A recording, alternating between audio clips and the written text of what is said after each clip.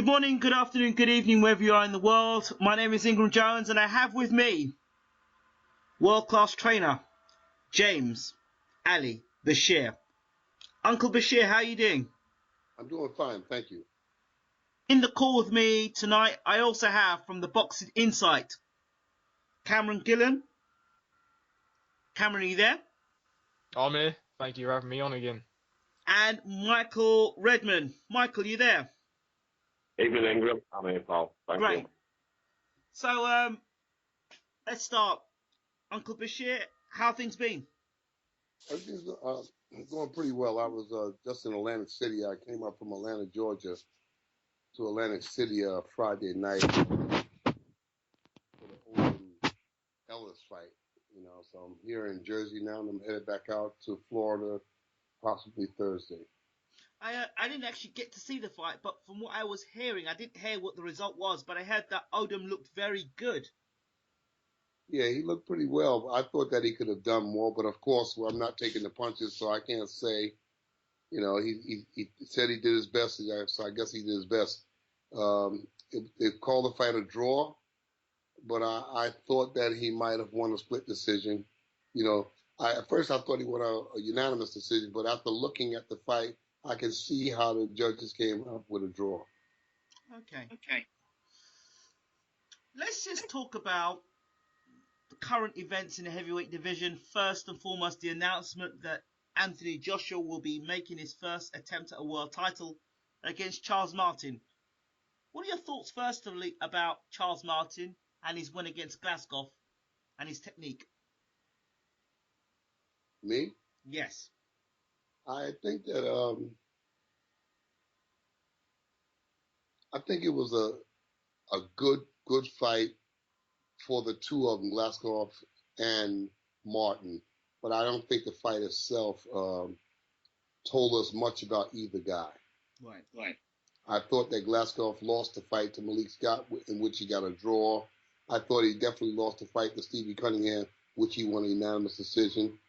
So it didn't tell us much about Martin, and it didn't tell us much about Glasgow. So now this fight is against Anthony Joshua.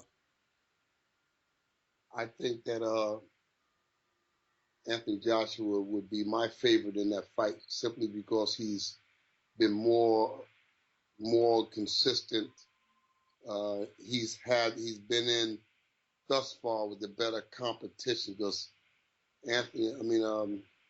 Prince Charles Martin, in my mind, hasn't fought anybody of notoriety. Anybody. So you're saying that Dillian Whyte is better than anything Charles Martin's faced in his career? Oh, most definitely. Most definitely. Okay, let's break these two fighters down technically. Let's start with Charles Martin. What does he do good for you? He punches good. He's a big, strong puncher. He's willing. He's green, but he's willing. Having said that, if he punches something, he can hurt it. Right. And then Anthony Joshua. Joshua is definitely enthusiastic about boxing, and he's a good puncher with both hands, not just one hand. He's a good puncher with both hands. Having worked with him in the Klitschko camp, he can punch with both hands, and he does it with ease. He doesn't put a lot of effort into it. I said to you some time ago that I felt that if Joshua has the mental capacity, if Joshua can take it, that he could possibly be the second coming of George Foreman. But that's yet to be seen, whether he can take it, whether he can stand up, whether he has the mental tolerance to endure and then persevere. The second round is where people point to with Anthony Joshua, and two of the things people say are, well, if Dillian Whyte was in shape, he could have stopped Joshua in the second round, and if Dillian Whyte wasn't injured, he would have stopped Joshua in the second round. We wouldn't be having this conversation about Anthony Joshua today. What are your thoughts when people say things like that? Well, my trainer used to say to me, if wishes was horses, beggars would ride, meaning that it goes out the window. That doesn't mean nothing about if I would have, could have, should have. It means nothing to me. He didn't do it. That's the fact. The fact still remains he didn't do it. Does that give us any idea in terms of like the fact that Joshua was getting rocked by a guy like Dillian Whyte, whom everyone expects to blow out in a couple of rounds? Does that tell us that Joshua is not far off in terms of how much more he can develop, or does that tell us that Dillian Whyte is far above British level?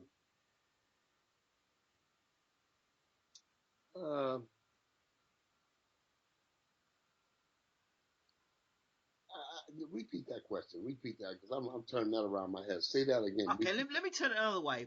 Is Anthony Joshua, is Dillian Whyte, in terms of his standard, is he above British level and more European world level? Because everyone's talking about Anthony Joshua like he's the second coming of the Klitschkos, George Foreman, blah, blah, blah, blah, blah. But Dillian Whyte was the first form of resistance that Joshua met in his career. And he almost came unstuck in that second round. Now, for Dillian Whyte to be able to do that, he was fairly skilled to be able to do that. What I'm saying is Dillian Whyte, his standard, is he more than a British standard fighter, or is Joshua being overrated? That's what I'm trying to say. I don't think that Joshua is overrated, but I do think that expectations of him being on top of the division in the years to come is a heavy burden for him. Right. And Dillian Whyte is not a bad fighter. You had two big guys throwing big shots at that time that he got stunned in that fight. So I think that it was a matter of who landed the punch first. The fact of the matter is that Joshua took the punch and he survived the punch and he came back in that fight. So all that other stuff goes out. I mean, George Foreman got dropped twice by Ron Lau. What happened in the end? Well, Ron Lau was a top fighter, was he not? Right, but I'm still saying it was just at that point, it wasn't about skills. It was about two big guys gambling. And George got caught clean and went down. But I just said to you that if Joshua has the mental resolve, that he can be on top of this division for years to come. But he has yet to prove that he has mental resolve. He proved somewhat that he had mental resolve in the fight with Dillian, because Dillian did stun him. Dillian did hurt him. I don't know whether Dillian would have took him out if he had his full use of his shoulder or his other physical attributes. I don't know what might have happened, you know. But I will say that Joshua came through the storm in flying colors because he didn't panic. He didn't get wild. He just kept fighting. So he has to be given credit for that action. Michael and Cameron, is there anything you want to jump in and say at this point? Yeah, I'd like to add something. Hello, James. I'd like to just point out that Dillian Whyte didn't actually. He just kind of bulled in and just went for it and just threw a lot of shots when he had Joshua in trouble. You know, if he'd have actually just stepped back and, you know, thought about it for a split second, he could have picked his shots and got him out, I think. But obviously, with the shoulder problem, I don't know if that played into it a part. But I think he was a bit over eager once he seen he had him in trouble. You know. Yeah, that comes with experience. Yeah, that's what I'm saying. Yeah. Yeah. He might have. Let's say he might have gotten him out if he could pick his spot. But at the same time, Dillian would have been picking his spots. He would have gave Joshua ample time to pick his own shots. Mm-hmm. We're right back to square one. True. Cameron? Do you think Joshua? Sorry, mate. Do you think Joshua has good boxing ability, or do you think he's just athletic and powerful? I don't think he moved well at all. There's some things I feel, from my position, that they need to work on with Joshua. He's a bit robotical, if you ask me. Yeah. You know, I don't know whether it's the big muscles or he's whether a bit rigid, isn't he? He's quite rigid. Yeah, I don't know whether it's the big muscles or something that they're doing in training or something that they're not doing in training. But there's much to be desired in his technique, in his approach, in his application. There's much to be desired. when I look at Joshua, and people hate me for saying this, but I see Frank Bruno all over again. Mhm. Just like a 2016 or 2015 version of Frank Bruno. And Bruno actually had a better jab. Joshua has no real jab to think about. Yeah. And I've always said that the best heavyweights in the world. I think he lets go of his punches a little more fluid than Frank did. Yes. In some ways they look alike, but when Anthony throws his punches, he's a little bit more fluid than Frank was. Frank was more. I mean, the big muscles had him throwing punches, winging punches, but Anthony is straighter with punches. His combinations is better.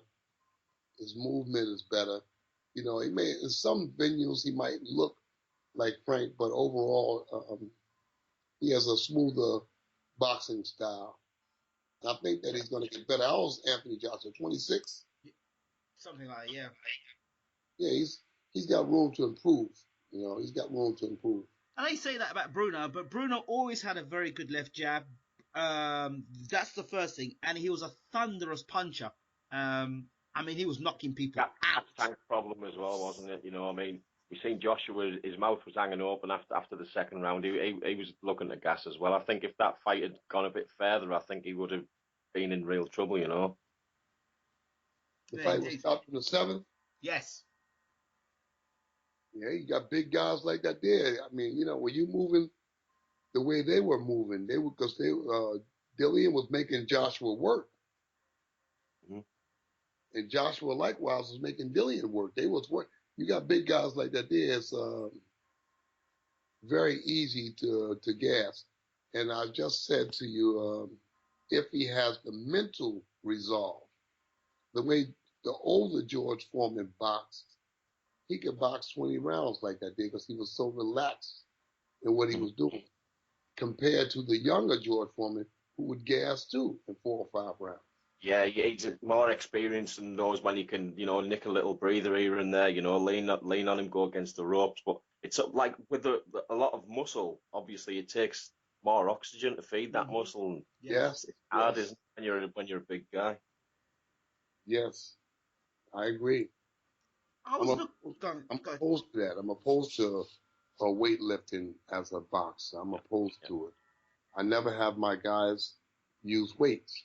If they do, I have them use toning weights, 10 pound, 10 pound weights, just for punch toning. You know, the muscles and stuff I can do without. I look at the thinner boxers in boxing history that were good punchers, but they didn't have the big muscles.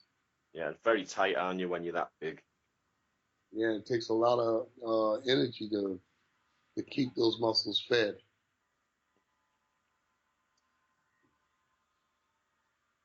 talking about Joshua again and Martin. Looking in the corners, I know we've talked a lot, Uncle Bashir, about trainers.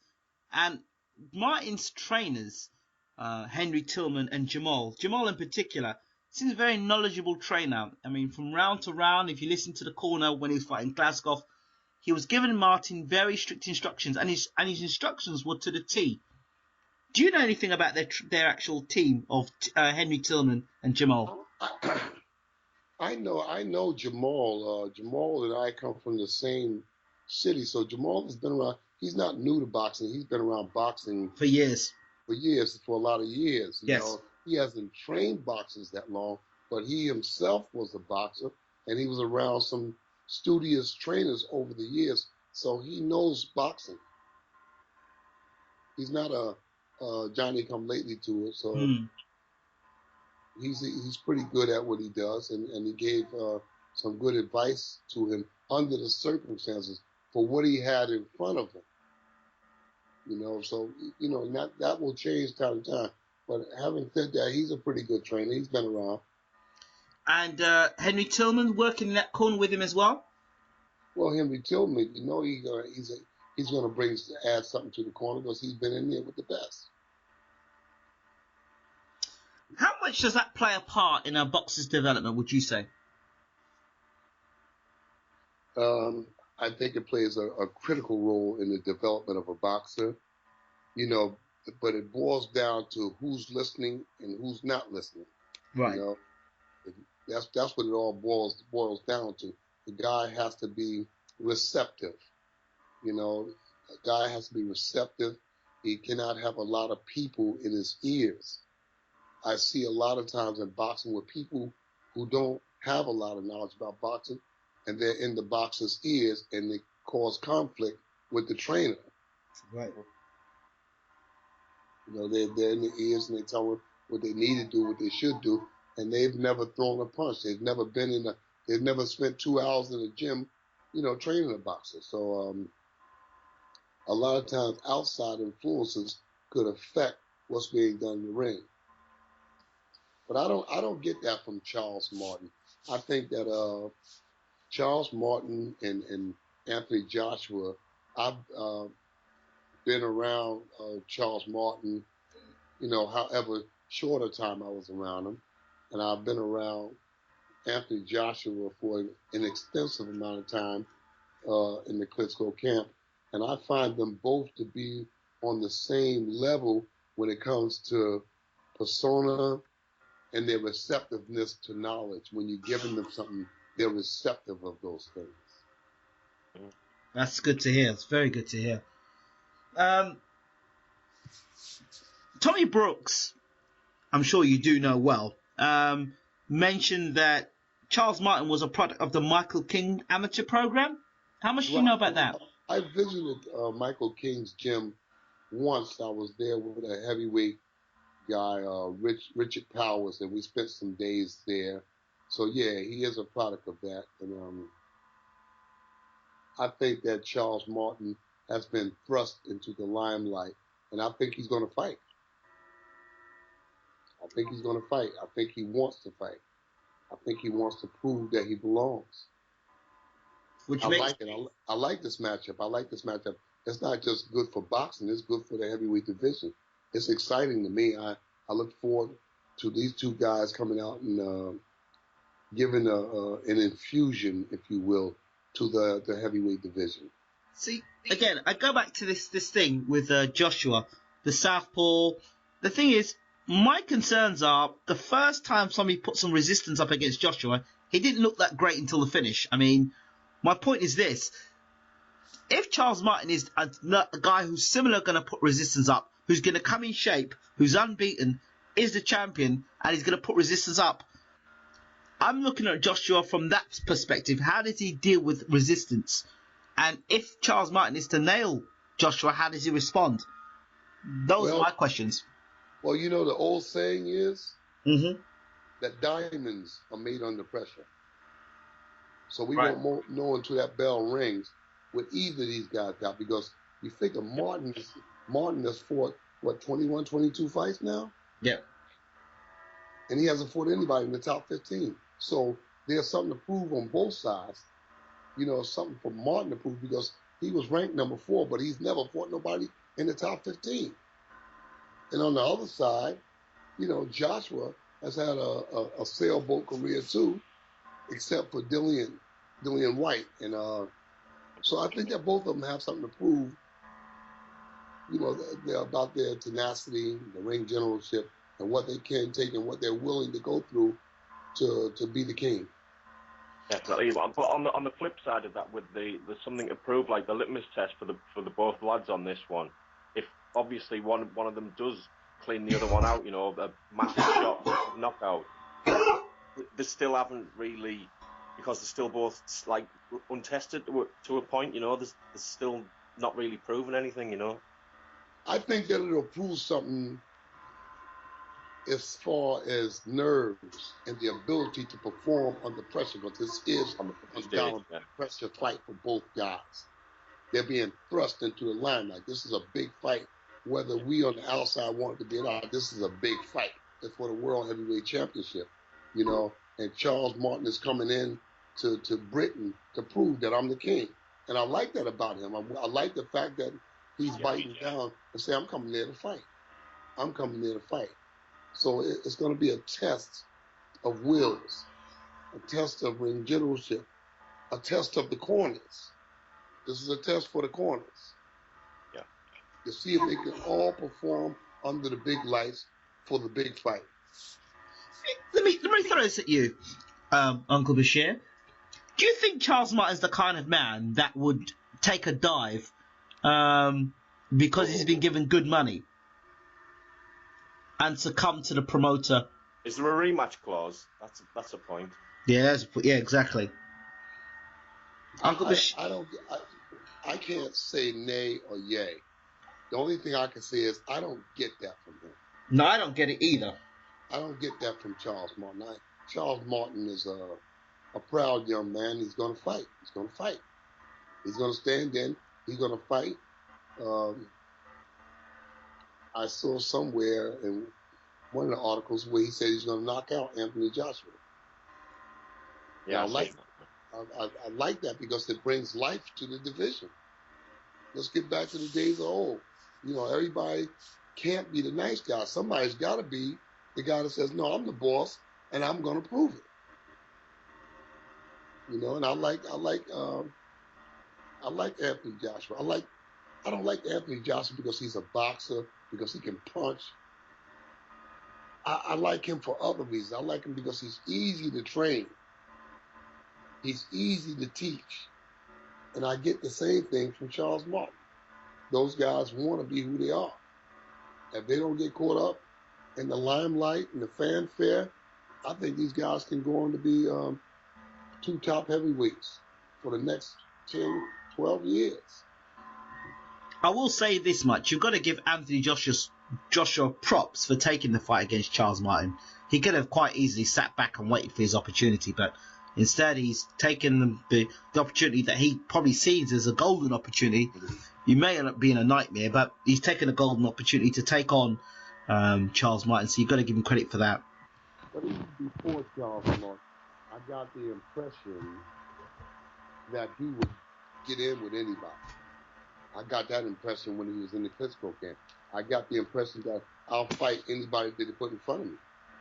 I think if they brought Fury, he would fight Fury today too. Even though I think Fury is a far more experienced, I think that Joshua will stand in and fight. Okay. Cameron, is there anything you wanted to add to this conversation so far? Yeah. How you doing, James? I'm doing fine, Cameron. Yeah, it's known, it's well known for, that I'm a big fan of one of your fighters, in Alexander Usyk, and I've put plenty of articles and videos out about him and about his style. I followed him all the way from the amateurs, and I wanted to ask you a couple of questions about him to learn more, considering he's your fighter, you're the man guiding his career in his corner. So for me, key things that impresses me and separates Alexander from the rest of the division is his fluency in his movement. Considering he's a 200-pound man, he's very light on his feet, very fast hands, equipped with good timing, good lateral movement, and all-round polished technique. And taking into the fact he's only had 9 fights, he seems to be converting into the professional style really well. He's not your typical power puncher in that division. He's very creative with his offense. He has a good variety of punches. One of his impressive performances for me when he was for Johnny Muller, I think it was in August, where he landed a left hook which put him down.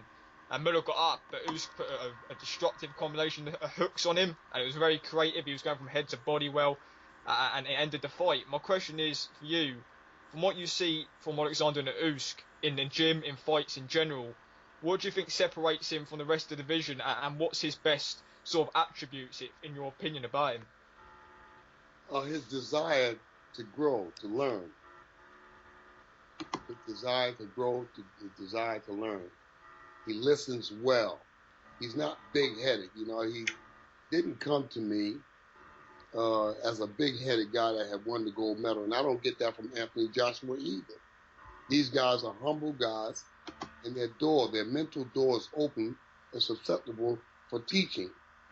So what I'm teaching Usyk is that you can't punch every fighter out. You got to learn to box too. And that's what I've been working on since we've been together for these past 9 fights. He's a very observant individual, and he does exactly what I asked him to do. And that's a rarity. It's very rare that you can come to a guy at that stature and teach him something, and he follows it to a T. I think his willingness to learn is his key asset. I remember watching him in the Olympics when he fought. I think he beat Tervel Pulev in the semi-finals, and he beat, I think it was Clemente Russo in the final. This was in 2012. When did your kind of relationship and your journey with Usyk start? How did the journey start? Where you first met Usyk and you become his trainer? He came into his promoted the Klitschko, the K2 was his promoter, and he came into the training camp. And when he came into the camp, we worked together for 3 days. And after those 3 days, he came to me upon leaving the camp and said that he would like for me to train him when he entered the pro ranks. And that's how it started. We worked together 3 days, and we worked together really good. I introduced some things to him. He liked it, and he chose me to be his trainer. You know, he could have chose any number of trainers in the world, you know, but he chose me. And in doing so, I chose him. And we are 9 fights later and the #1 contender. Taking into account that he's nowhere near the finished article yet, like you said, you know, he's only had 9 fights, he's still learning. What would you say is things that he still has to learn as a professional right now? He obviously does things very well, but what would you say are key things that you still want him to work on heading forwards? Obviously, he's on the verge of a world title shot now, so what are the things that you want to work on with Alexander that kind of will get him to that next level? Well, I think that his boxing technique is sound. I want to work more on his mind, being patient, setting up boxes, using a jab, an efficient jab more, because a southpaw that can jab can create a lot of problems for other fighters. I don't care what nobody says. A good southpaw jab creates problems for other fighters from the orthodox stance. You know, so I'm just trying to work on his patience and sharpen up his jab. Everything else will fall in. And my final question about is, obviously we know that Glovacki might be fighting Steve Cunningham next. I know that Alexander's mandated for a shot at that WBO title. With Glovacki fighting Steve Cunningham, when can we expect to see Usyk back in the ring, and when do you actually expect that world title shot to come? I don't know what the promoters have planned for him, but my suggestion is that we take a fight, you know, nothing strenuous. Just take a fight to keep the machinery oiled. I don't know whether they'll do that or not, but I just don't see us sitting back waiting for Glovacki and Cunningham to fight and then come back and fight the winner. We're going to fight the winner of that fight, but I'd like to stay busy. My thing is to stay busy. If you're not injured, you're in shape, it's best to stay busy to keep the machinery oiled. I'm looking forward to seeing the progress of Alexander, because huge fan of his style. He's definitely one. I think I did an article, and I thought that he'd be the one to watch out in 2016, and I've done a couple of videos about him as well. So yeah, appreciate you answering my questions, and thanks, Ingram. Yeah, I appreciate you too, man. You know, it's good to have you here, man. Okay, so we're going to move on slightly. I know you mentioned the name Richard Towers. Are you aware that Richard Towers is going to be fighting Dave, the White Rhino Allen? Well, I thought that you mean Richard Power. No, Richard Towers. Richard Towers is going to fight David. Yeah, I'm aware of that. What are your thoughts on that fight? I think that Dave is stepping up a big time. I think Richard is a little more experienced. And okay. I don't think that Dave has been in with a puncher like Richard Powers. Okay. You know? But he's biting off a big piece of the cake, I think. I don't think that David has been in with nobody like a Richard Towers. I think that it's a wait-and-see fight, but if I had to tip my hat either way, I'd tip my hat towards Richard Powers. Interesting. Why'd you pick Richard Towers? Towers.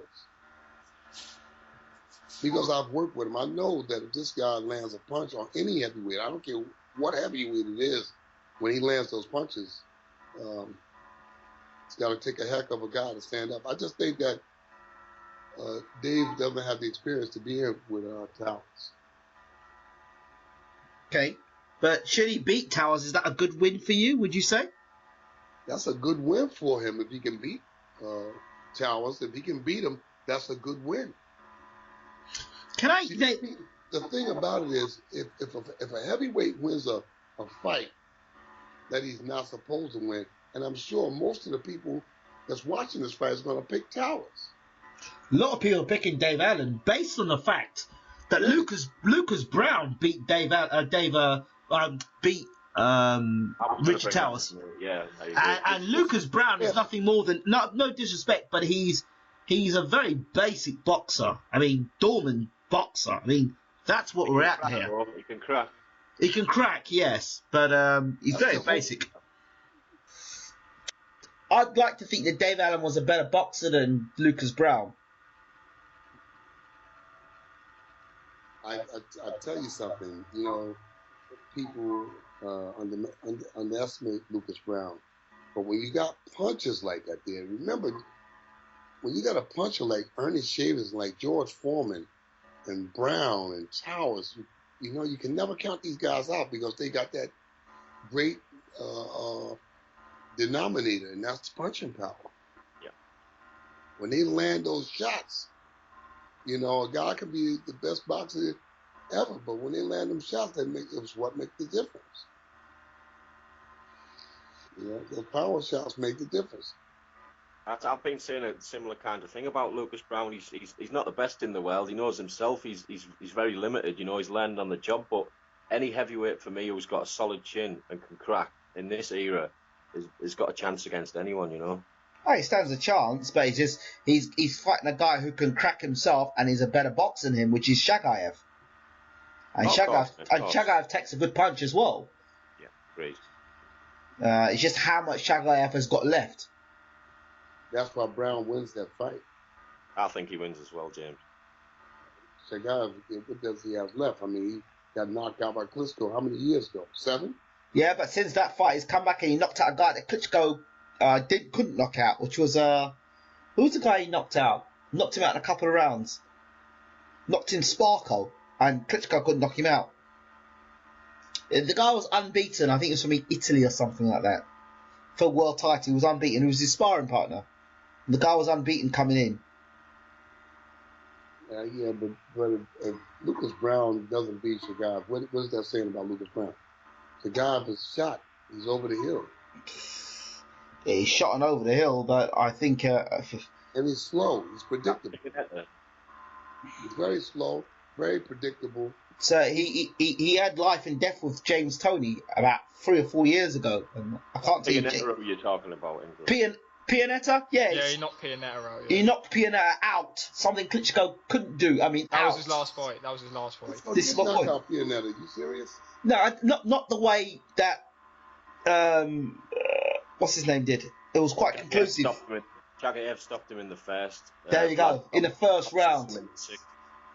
That's what I'm saying. Oh, okay. Vladimir got him out there in 6 rounds. Yeah, exactly. And Shagayev sparked him in the first round. When you're thinking about fights like that, there, you see a fighter fight somebody after. The average guy that fought Vladimir Klitschko, you got to ask yourself, where are they now? Those beatings, they stay in there and take those beatings. I am going to go after you with this Vladimir Klitschko thing in a minute. So you keep on talking, Uncle Bashir. Right. I'm going to come with you with Klitschko tonight for sure. But, let me tell you something. There we go. Stand back, guys. Stand back. When Klitschko finishes with the average guys, they're never the same. Most of the guys are never the same, especially the guys that go those distance fights with him. Yeah, well, okay. Is that... Here we go. I know you're leaving yourself quite open to this now. Is that after the canvas and the gloves and all the rest of it? Oh. No. That was that one fight. That one fight. But can I dissect it? Hold on. I'm not finished yet. He's having problems with his leg. You can't blame the guy. Wait, hold on. So does that transfer also to his brother Vitaly when he fought? Now, who was that guy, the Olympian he fought? Solis, where he injured his leg on the canvas. I want to ask about that. Was it the same canvas that was used then? And I'm going to also ask that it was Vitaly that was complaining about the canvas and saying, this canvas is good for Tyson to fight on. Of course, I've got to add that in now. And hold on a second. I've got to also talk about the Pulev fight, because Pulev usually uses his legs in a fight, but somehow when he fought Vladimir, he was stuck in mud. But then, based on the same canvas that Tyson's going to use. Let me point one thing out to you. Okay. Point one thing out to you. In case you didn't know, I must have forgotten. Yes. The champion. Yes. The world champion. Yes. Dictates the ring size and the canvas. Yeah. Use everything to your advantage, of course. Wait. Okay. This is meant to be. We did not do anything illegal. Above board. Was it above board though? I was above board. Ingram. Yes. I'll just quickly add, right? It's not even just like Vladimir. I'm saying all these boxers do it. If they've earned themselves, they've worked themselves up in the sport to a point where they've earned the sport where they can dictate it. They'll do it. You know, Floyd's done it. Canelo does it. I'm not disputing that, but what I'm disputing is when Klitschko has considered that he's like his breath doesn't stink and he's the best thing since sliced bread, and because he speaks about 20 different languages, that means he's a good guy. And because he's a good guy, we've got to think to a point that you actually putting another boxer's life in danger. Look at Solis now in his career. Since that fight against Vitali, he's never been the same fighter. That's his own doing. I think like he's not trained. Like you saw against Thompson, he didn't train. You know, but that injury to his leg, was that because of the canvas or was that because of him? So everyone's gone silent now. That's because the average guy, and I don't know why. You mean the average guy who can't negotiate himself a decent contract, and the average guy who just is prepared to take the peanuts and fall over? The average guy, but the guy who's got a little bit more intelligence and a bit more integrity about him. The average guy. Exactly. You hear that? You hear that? The average guy. You hear that? The average guy who's prepared to take peanuts and fall over. Yes. Well, there's a lot of talk that the Klitschkos are hard to deal with in negotiations as well. The average guy that comes in to boxing out of Cuba, once they get into another country, Germany, Ireland, America, Britain, wherever they land at, they are never the same guys. They eat themselves out of position.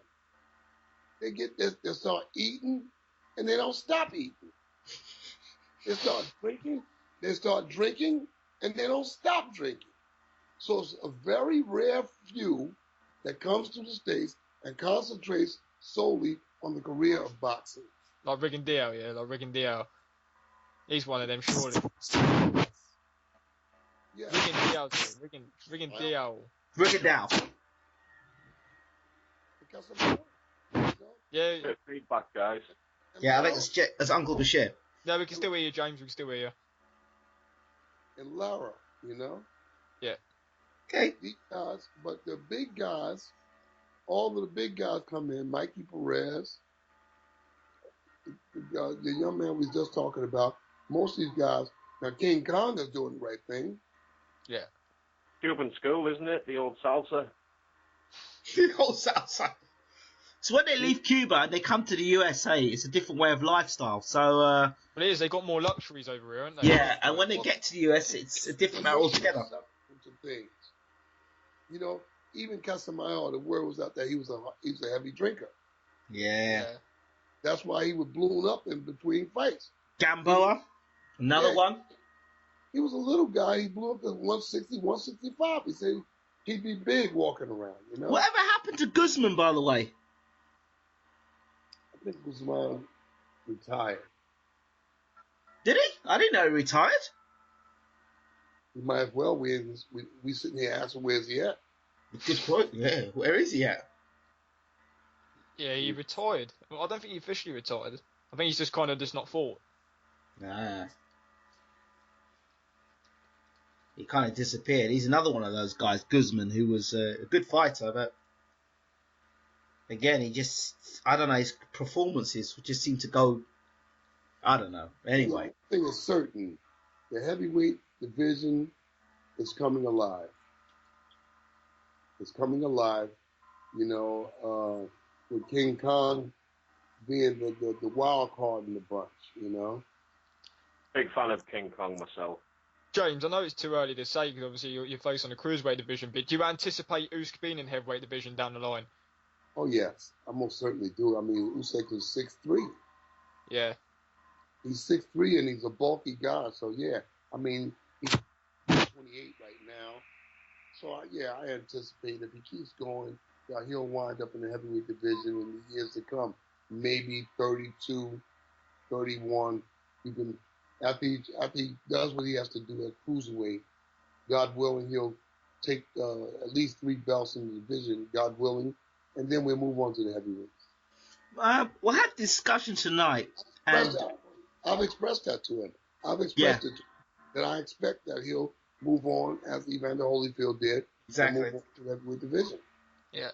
How does he do against a Fury or like a Hugh Fury? We were discussing this tonight. Hugh Fury, like 3 or 4 years from now, possibly at the top of the heavyweight division, possibly against Usyk. How does that fight work out for you? It's a fight. It's really Bo versus Evander Holyfield all over again. Big guy and a little guy. But the little guy has assets as the big guy has assets. It's a matter of who can box better than the other, who can get their shots off better than the other. That's the whole point in teaching Alexander Usyk to box, because he's not going to be able to blow everybody out of it. So we got to learn to box. Go ahead, Cameron. No, I was just going to say the thing is with Usyk as well. Like he's a big guy, but like I said, he's like so light on his feet, James. What I'm saying, like he's very fluent with his movement, and he's just such a big guy. He moves like someone, say, 50 pounds lighter than him, like in his own weight. Right. This is something that we work on continuously. Coming in the door, I explained to him that we're going to have to work on boxing technique, because Usyk likes to punch. He wants to punch. But I instilled in him that we have to learn boxing techniques, because it's going to come those fights where you can't blow everybody out. You got to know how to box, how to win those rounds by boxing. And that's what we've been working on all the time.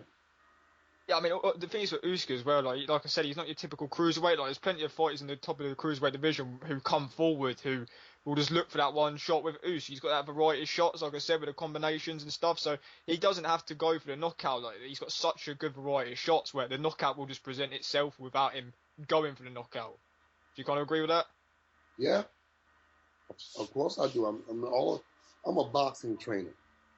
I'm not the kind of guy that's egotistic about getting a knockout in every fight. I want to simply win the fight and be entertaining for the fans at the same time.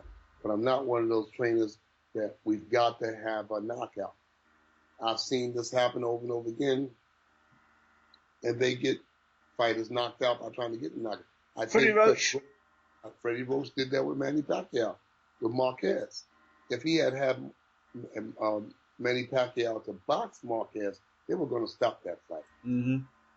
Because he was beating the brakes off of Marquez, and Freddie Roach kept insisting on, go get him, put pressure on him, and he walked him right into a right hand that froze him and knocked him out. I thought that was a brilliant fight. That fourth fight was fantastic.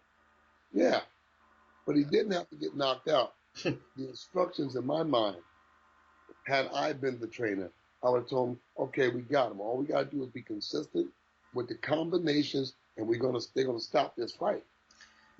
I think Manny Pacquiao himself, personally, and possibly Freddie Roach as well, with like the draw and the controversial fights, the second and the third, the controversy.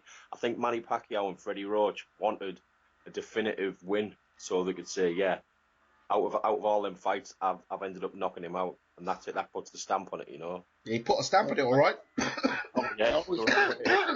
I always ask myself, at what cost? At what cost fame? You got to have some diplomacy. You're in there with Manuel Marquez. You're not in there with the mailman. You're in there with a dangerous guy, and you've got to be careful when approaching. So I think the thing to do was to keep pumping his jab, which he was doing very well with, and sneaking left hands in, because Marquez, for some reason, couldn't get out the way of those left hands. Couldn't get out of the way.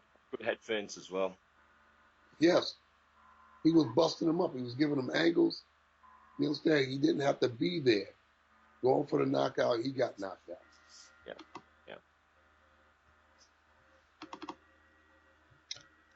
Question. Did you see the photograph recently of Teddy Atlas and Timothy Bradley in fireman suits, Uncle Bashir? Yeah, I saw it. Terrible. Absolutely terrible. You know, it looks like your prophecy might well come true. I think that this fight between Pacquiao and Bradley, that Bradley gets knocked out in this fight. Well, I'm siding with you in that as well. Because Bradley is going to be a different guy in the fight. It's because of Atlas's ego. I think that Teddy is going to try to get a KO to make a statement that this is the guy that should be fighting Mayweather. I get the impression that he's going to push Bradley to do some things in this fight with Pacquiao that he hasn't done before. And it's going to cause him to get Bradley knocked out. And see, the thing is, I find it so disrespectful as what he said about Joel Diaz. Absolutely disgusting. Oh, I've learnt more with Freddie Roach, not with Teddy Atlas in one fight than I did with my whole career with Joel Diaz, and I think that's disgusting. He actually said that before he'd had a fight. Just disgusting. Absolutely disgusting. It's all tongue-in-cheek, isn't it? You know what I'm saying? We don't know what's going on between them outside of what we see in the reports and headlines. Well, it was the wife, I understand, that got involved, and the wife basically was trying to make cuts, and Joel Diaz had to go. That's a terrible thing to say.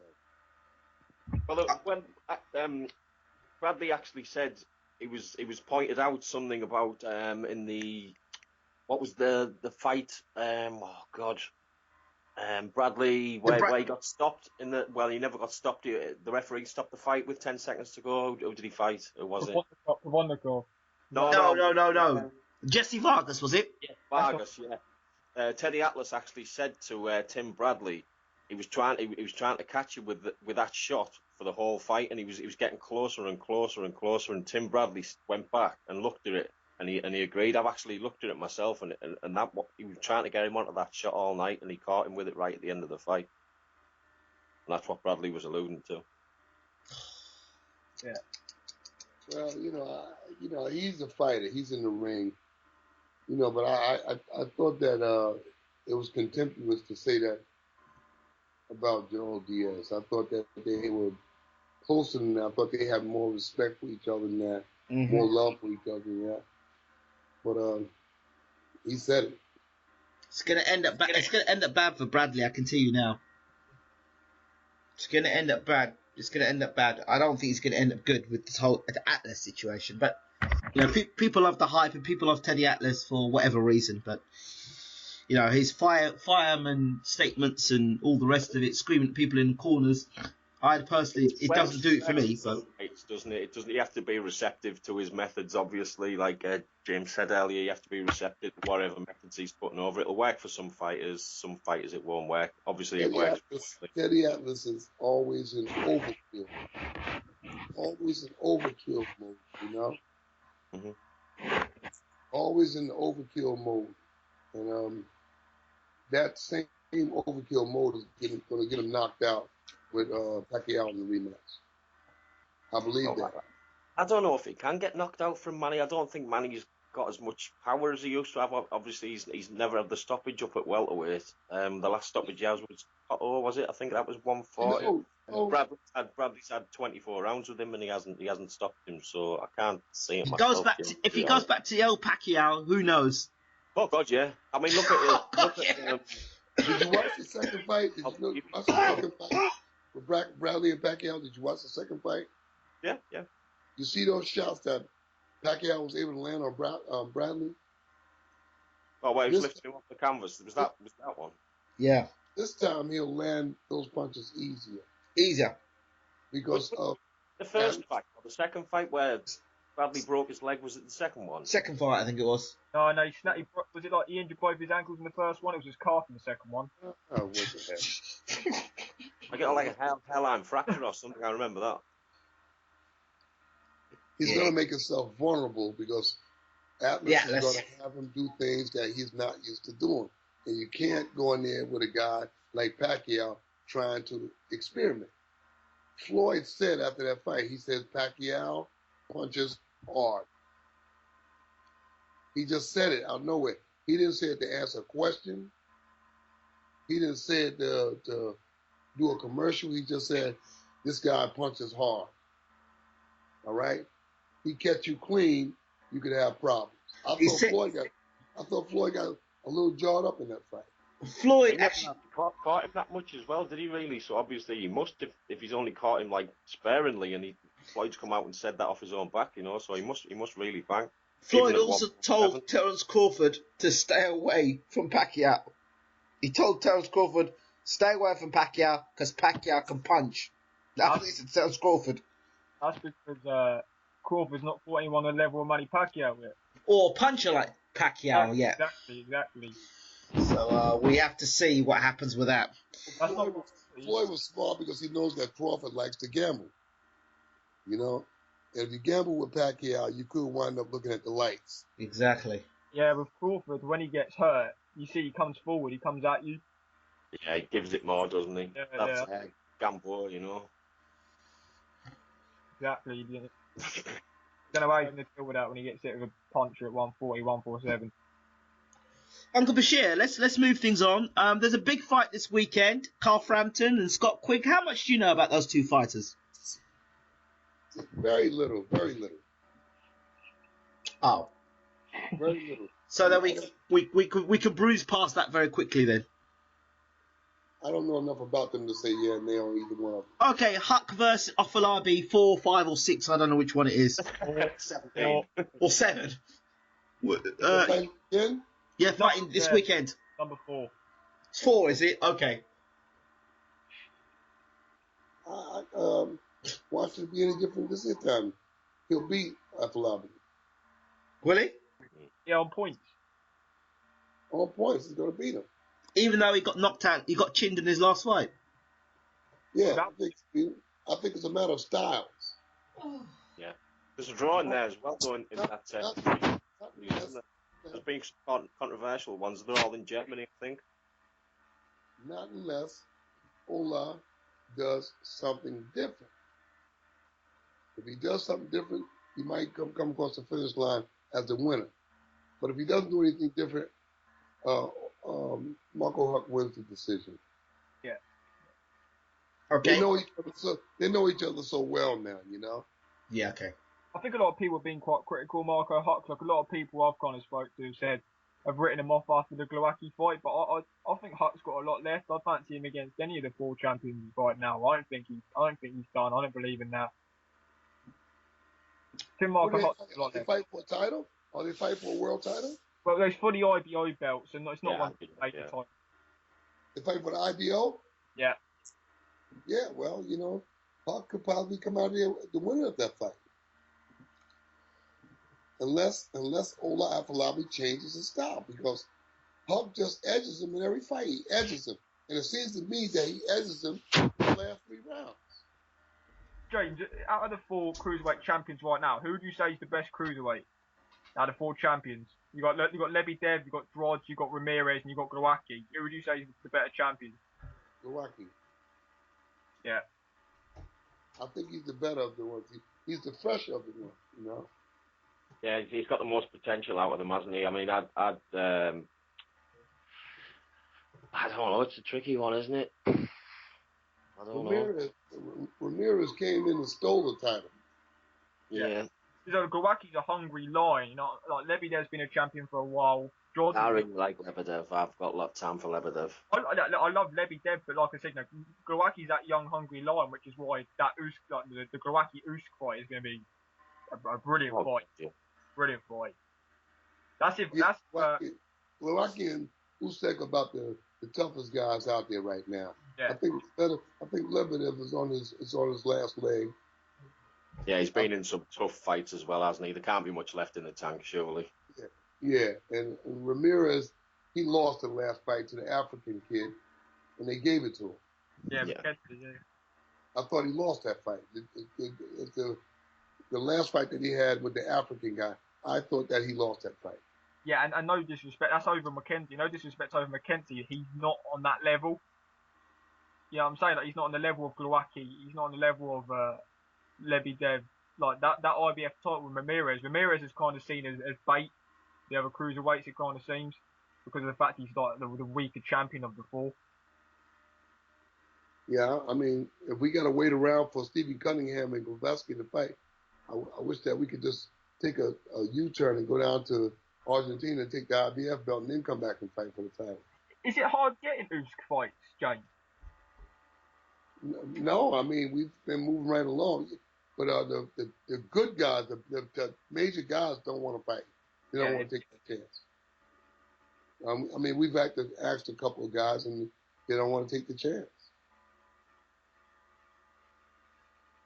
You know, you got the second-tier guys that come in and fight. But none of the guys that's on top really wants to take that chance in boxing with Usyk right now. Yeah, I mean, sorry, Sam.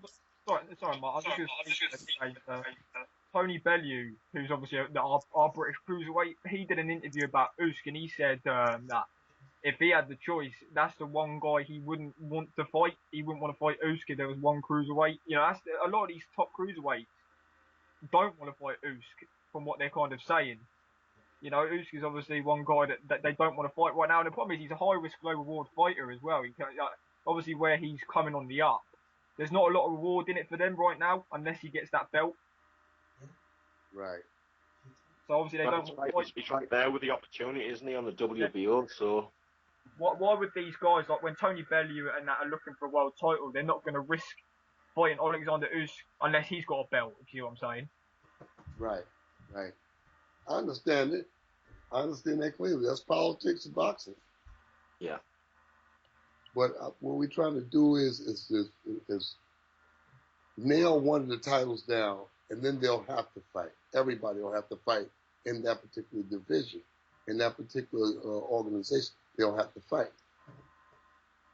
I'm gathering we're going to be seeing Alexander on one of the big networks in America this year as well, whether that's HBO when he gets that world title shot, which will obviously help him grow his sort of impression with the American audience and worldwide audience. He's obviously going to get his name out there this year if he gets on those networks and gets that title. Right. I think that that he'll possibly be on one of the networks in the Glovacki fight or even the Cunningham fight, depending on who wins that fight. Yeah.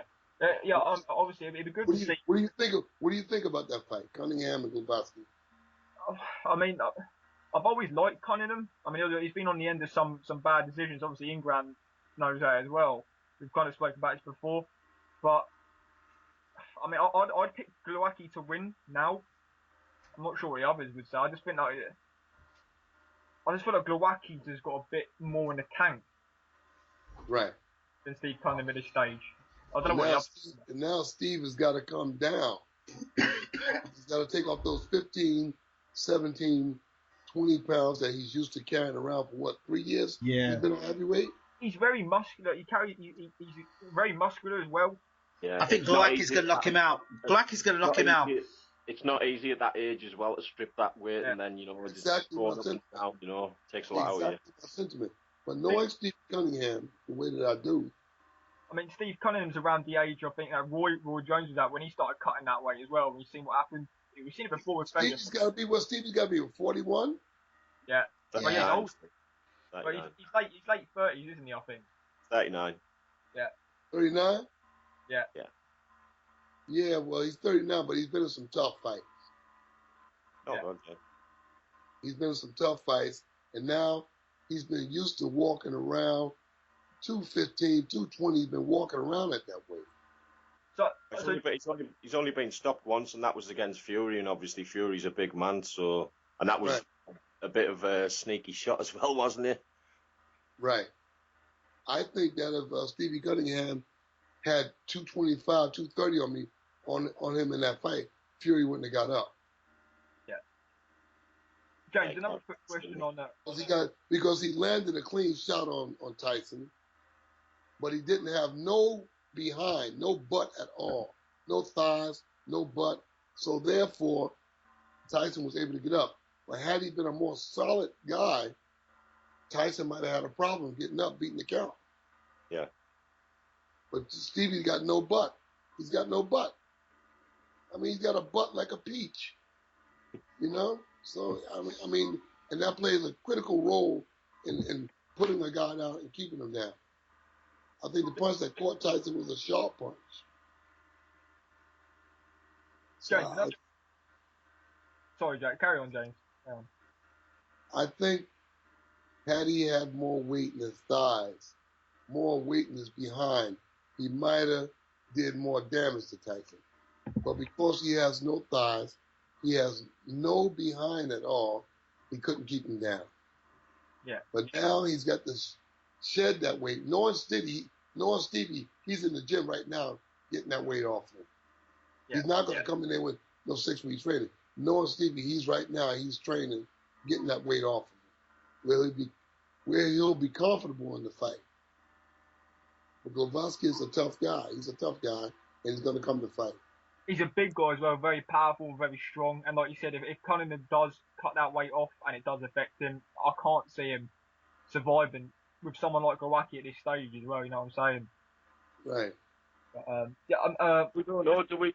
Like we said, Steve Cunningham, he's only been put away by a legitimate heavyweight, so cruiserweight, he's a lot stronger, obviously, isn't he? So, guys, breaking news: Dan Rafael's just tweeted that Foreman Porter's off because Foreman's injured. Off? Yeah, he's off. Well, postponed. Oh God. Foreman Porter. It's off.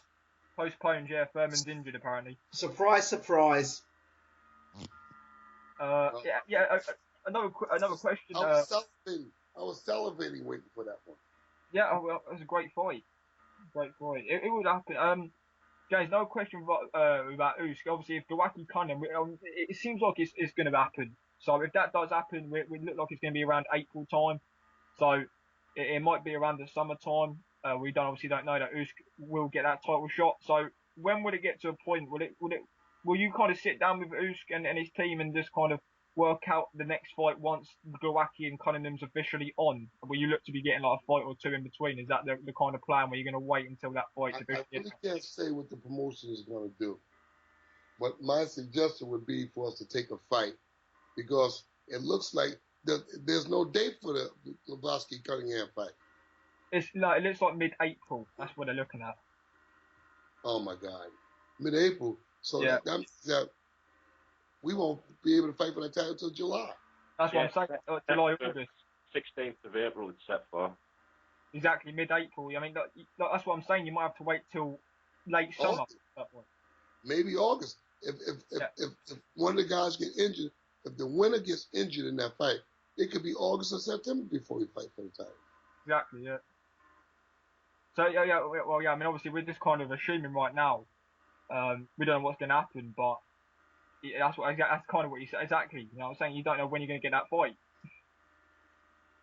Usyk is mandated, so you have to feel that Usyk after this fight, that'll be the next fight. He'll be the next in line. That's the only option that the winner of this fight will have to fight Usyk.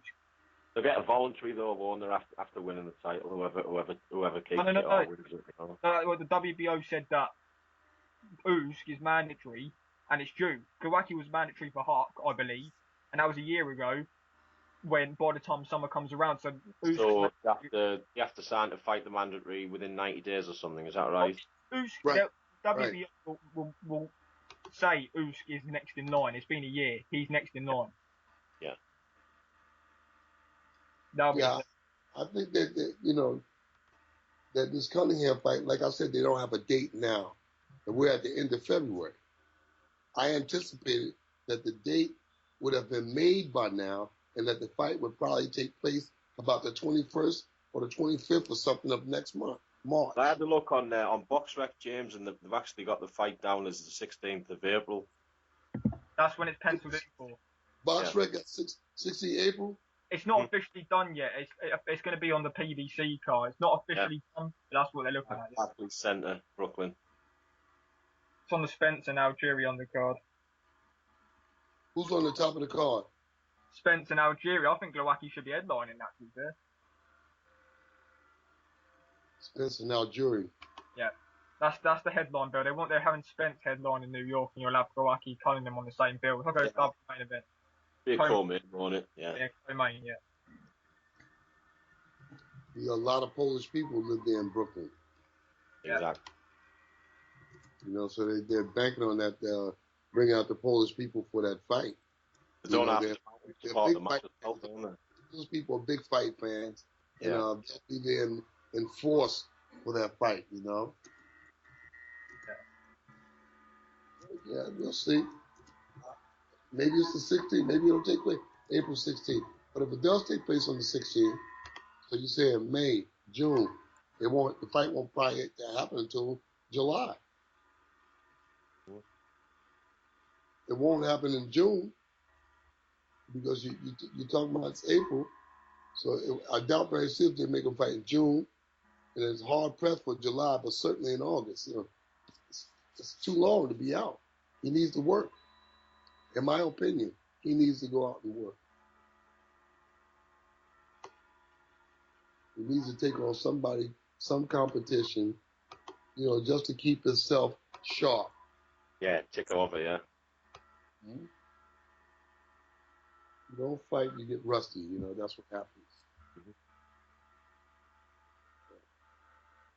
Ingram, are you woke there, sir? I'm still here.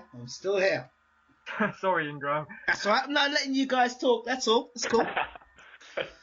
So Thurman Porter is off.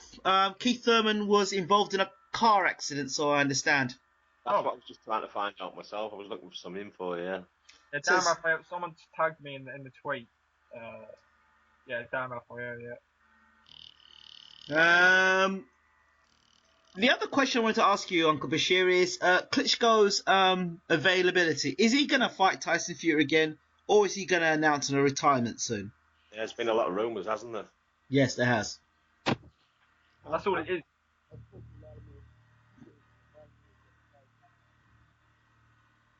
So, Uncle Bashir, you there? Yes. What's going on? What's going on with the sound? That's a massager. Okay. So, Uncle Bashir, tell me. I told you, I spoke to Vladimir Klitschko 3 days ago, and yes, there's definitely going to be a fight, a rematch. No retirement then? No retirement. As of yet. As of yet. As of yet, there's no retirement plans. I spoke to him via email. The man was in China, and he sent me an email and told me, yes, that he's looking forward to the rematch. So there's going to be a rematch. And that happened 3 days ago, so I can tell you it's going to be a fight. How's he coping with not being champion now? Well, I don't think that he's stressing that much. He's in China. Well, it's a good place to go hiding, isn't it? I mean, he's hitting that China sun. Yeah, it's a good place to go hiding if you're no longer heavyweight champion. I wouldn't say he was. He tweeted a couple of days after the fight. He said, "I still can't believe that I've lost. I'm in shock." Yeah. Yeah. Yeah. Well, he'll get over it. He wants his belts back. He wants that. I didn't think that this retirement thing. He wants those belts back. He's a fighting man, isn't he? This was another thing as well, lads. Tyson Fury is going to get better too. Yeah.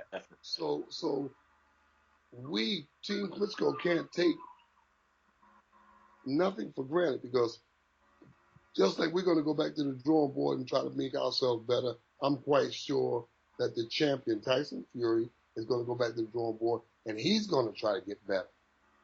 So we've got a tough fight ahead of us. If you were to take the fight from round 10 onwards, the fight got interesting. Yeah. Yeah.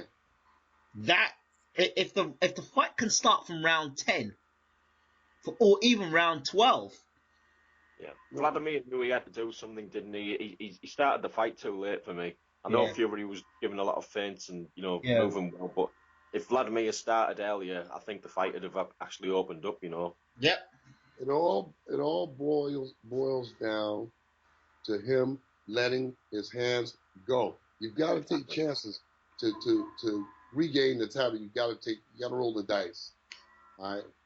Whatever's on the other end of the punch scale, you've got to let your hands go. You've got to gamble to take that title. Because Tyson Fury is a young man. He knows he's the champ. and he's not going to relinquish that title either. He's not going to go merrily into the night. He's going to fight. Mm-hmm. So we got to prepare for what I perceive probably the toughest fight that Lad has had in the last 10 years.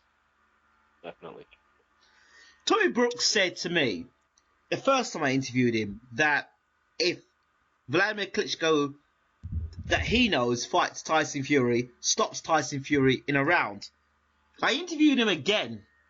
He said to me that Tyson Fury BS'd his way to the World Heavyweight Championship. He said that Deontay Wilder is the best heavyweight in the world at the moment.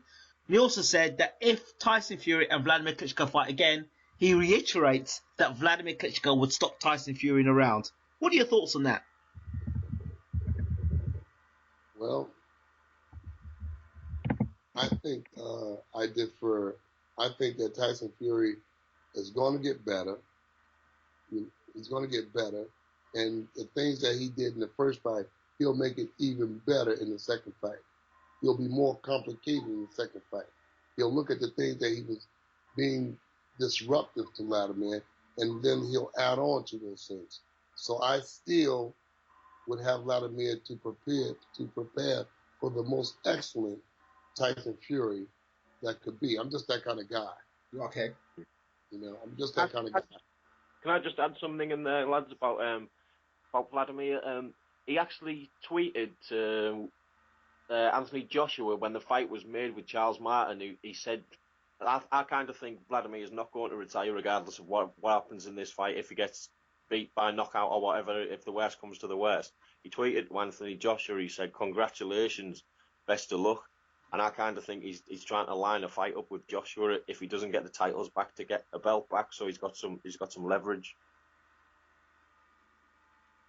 Thoughts? Yeah, I would like to have. I know they've got a rematch clause, but I would like to have. If I was controlling the management part, I would like to have seen Vladimir fight Prince Charles Martin, take the IBF belt, and then come back to Tyson. What about Vladimir and Deontay Wilder, James? Oh, that too. I would like to have seen him go after either one of those guys before he came back to Fury. I'd like to see him fight the Fury with the BC and the IBF belts. Yeah, it's complete a set, isn't it? That's the only one Vladimir hasn't had. Obviously, Vitaly had that one at the same time. Vladimir had the other three main belts, so I think Vladimir would really like to get hold of that WBC strap. I would like to have seen him fight Deontay and then fight Charles Martin, depending on the fact whether he beats Deontay, which I think he would have, but you never know. But having said that, I'd like to see him fight Deontay, beat Deontay, and then beat Charles Martin, and then come back to Fury. I mean, he had that kind of room, or whoever holds the belt at that time. I didn't think that Tyson would wait around for him while he was doing this here, but it's just hypothetically speaking. That's what I would like to have seen.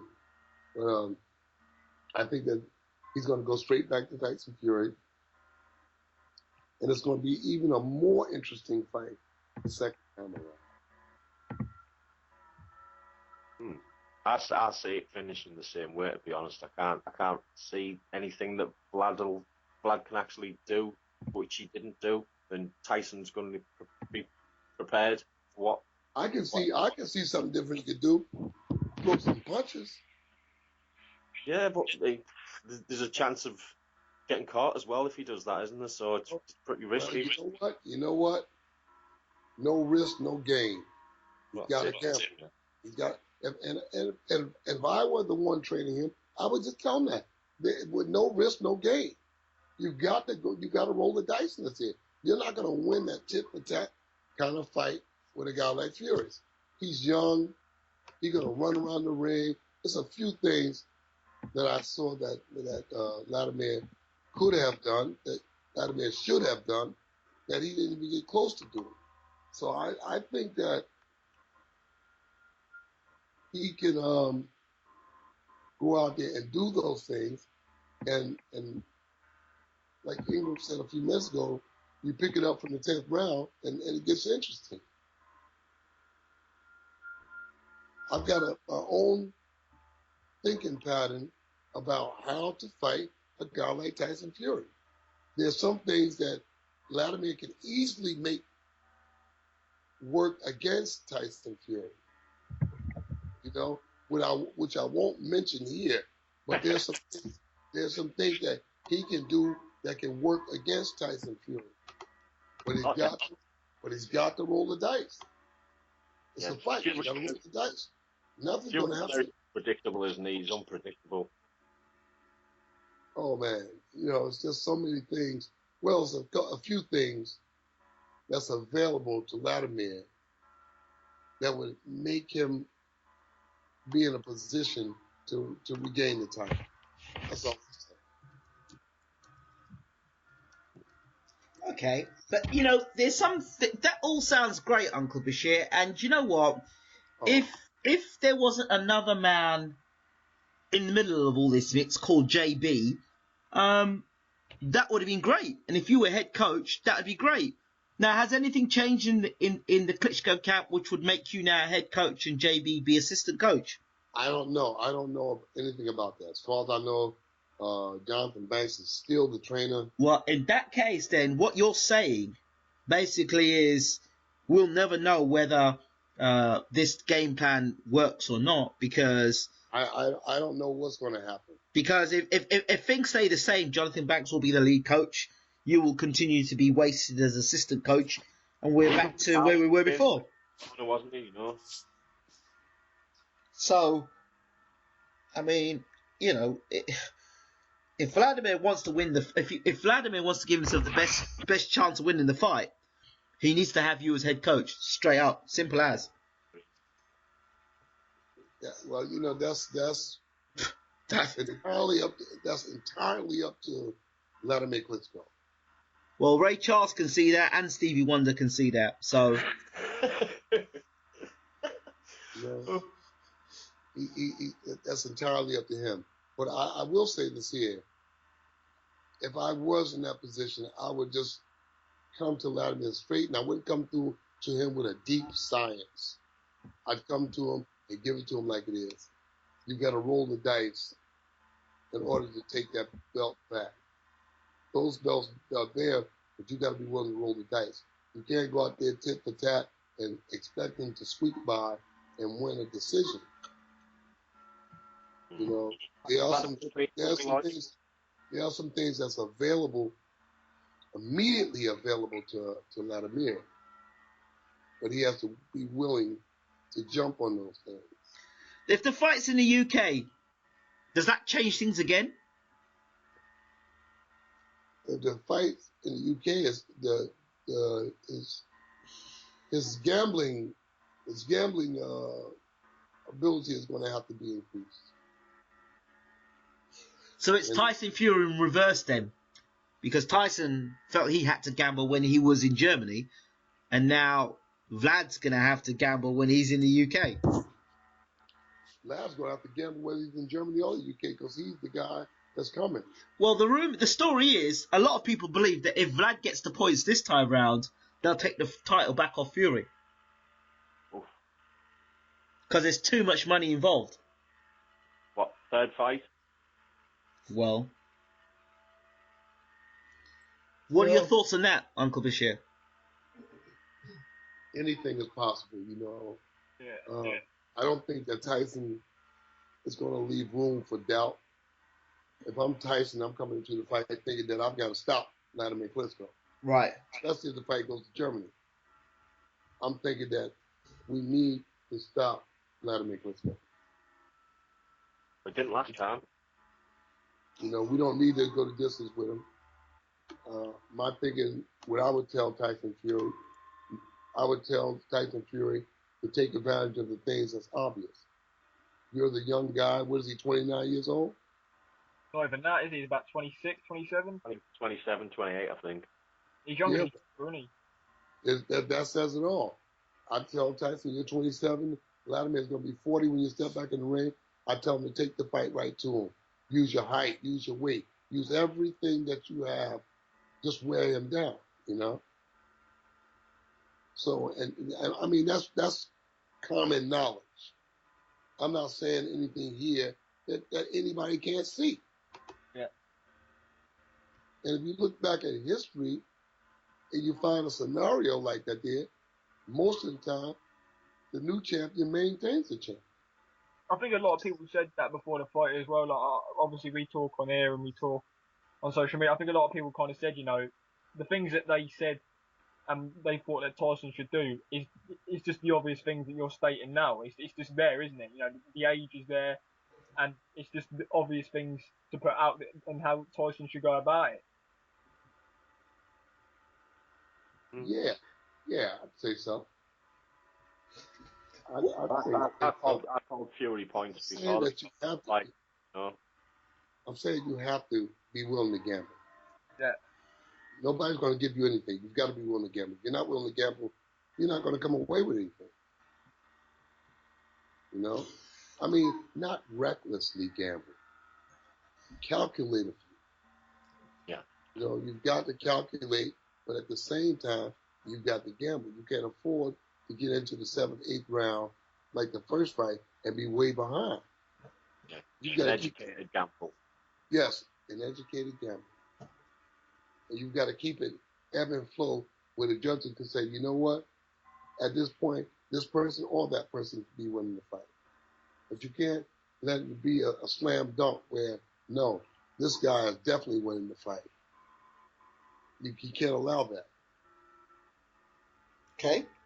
Let's talk about another fighter that you've had a lot of dealings with, Eddie Chambers.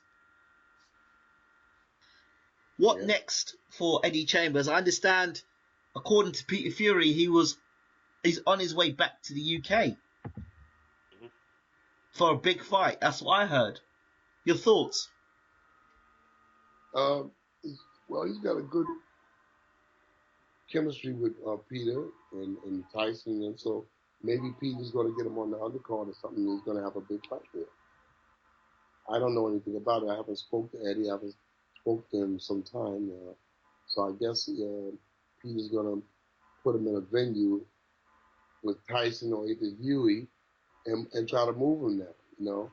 He's got the champion, so he's in a position to do that.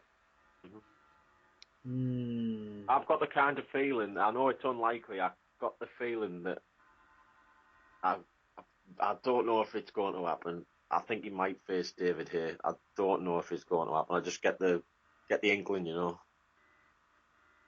That would be an interesting fight. Certainly, yeah. David Haye and Eddie James, I think that's a very interesting fight. I'd like to see it. I'd really like to see that. Everybody would like to see that. Oh, yeah. I would like to see that. I don't know if David would take a fight with Eddie. Yeah, that's what I'm thinking. It's one of those things where what does David get out of the fight? You know what I'm saying? Is he going to get credit if he wins the fight? Obviously, from us, we know how good Eddie is. Stylistically, he's not easy to deal with, but is David going to get the credit that he wants? Well, look at his last fight, Cam. What credit? What did he get out of the last fight? Yeah, exactly. What could he take away from that? So at least with the Chambers fight, he'll get some credit, some respect. Well, what credit does he get if he takes an Alex Scott fight? None. He'll get credit from us, you know what I'm saying? Like our type of fan, you know what I'm saying? I'm just talking about the variety audience. Obviously only the hardcore fans know who Eddie is. He's going to be looking for the easiest fight with the most money. Right? Yeah. Malik has said he's had 2 good wins in his last couple of fights. Yeah. But I think that David Haye would be expected to beat Eddie and Malik. Yeah, definitely. I think Malik, yes. Eddie, no. I think the expectations would be for David to win both of those fights. Yeah. I've got one to put out there. If Lucas Brown beats Chagayev, obviously he's going to be the regular. I think Haye might go after Lucas Brown because that's a decent money fight as well. And Lucas Brown's after a money fight, isn't he? That's what he's been ranking himself towards, and that's a WBA ranking as well. So obviously the regular title.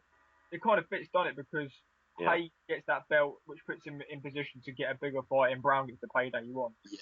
And he's in line for Tyson, but obviously Tyson's unlikely to take it. So well, when I said that Haye would be expected to beat Malik Scott or Eddie Chambers.